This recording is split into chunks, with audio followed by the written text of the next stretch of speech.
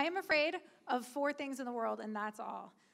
1, dolls, because they're creepy, and they could kill you while you're sleeping. True? Yes. 2, sinkholes. So that's like it could suck you in the earth in Florida. 3, the puberty of my male children. True story. And number 4, my male children driving. These are the 4 things that I've been afraid of my whole life. They've never changed. It's always been the same 4 things. Other things, snakes, vampires, whatever, doesn't scare me. These 4 things scare me. So tonight I'm going to tell you about one of the 4.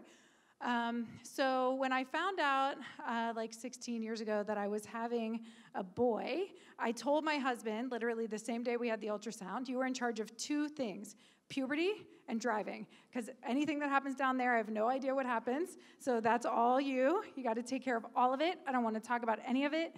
And you need to teach them how to drive. And he was like, okay.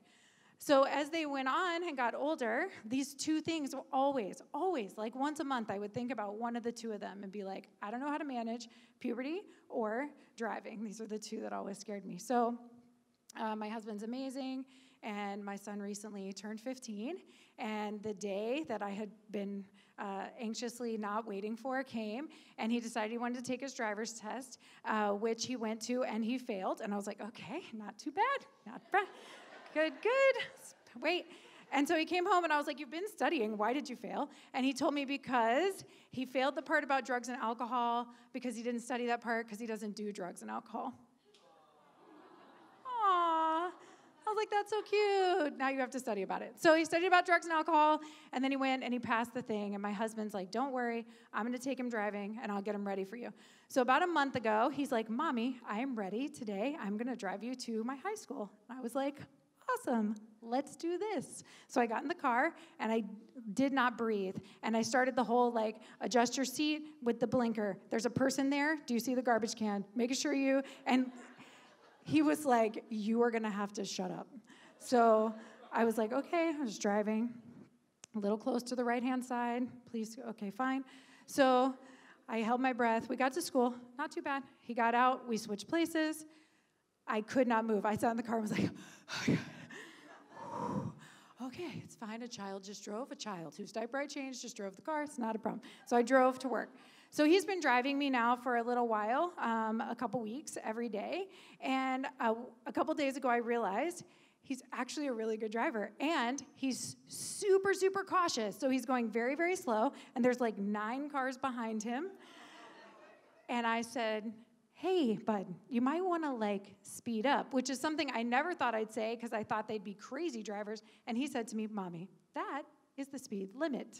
And you go under the speed limit. So all of them can go around. Just go around. And I was like, okay. So the other thing that's happened, which is also horrible, is that he constantly critiques my driving. So as we go anywhere, he's like, on the curve, it's actually 25. You're supposed to slow down. I noticed you were going 32. Or... so you didn't really stop fully at the white line. The white line, do you know what a double white line is? Because you just changed lanes over a double white line. So pretty much in the last 2 weeks, we have changed positions in life. And he'll come home and be like, Daddy, today, just so you know, Mommy did not stop for a full 2 seconds. So all this to say, when he got out of the car yesterday, I said to him, I just want to tell you, you are actually a really good driver. And I'm surprised, and he said, I know, me too. I'm super surprised that I'm a good driver.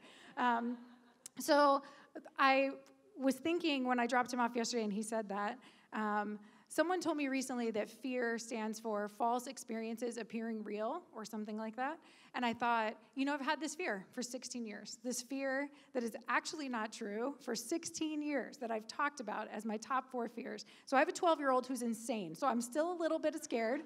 However, I'm willing to say now that actually in my life I only have 3 fears. So thank you.